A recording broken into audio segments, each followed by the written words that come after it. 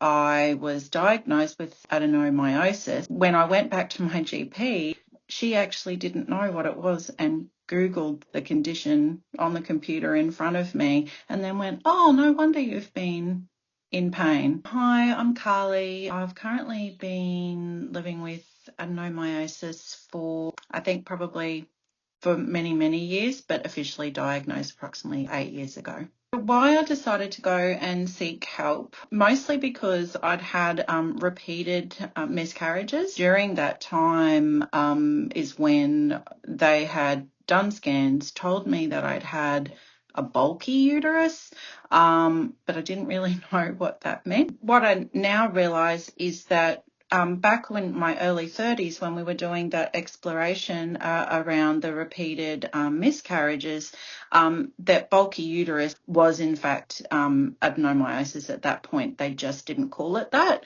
and they didn't offer any kind of treatment or resolution. How I felt when I received my diagnosis was kind of, I guess, a bit of confusion, because I was like, well, I've never heard of this. If it's so common, how come I'd never heard of it? How come the doctor had never heard of it?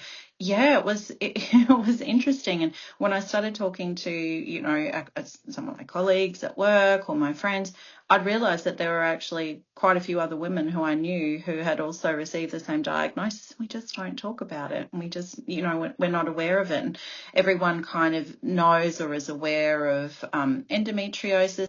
But yeah, with adenomyosis, I don't hear anybody talking about it. I don't see it. We don't kind of hear about it in the news. Yeah, it's just not really discussed.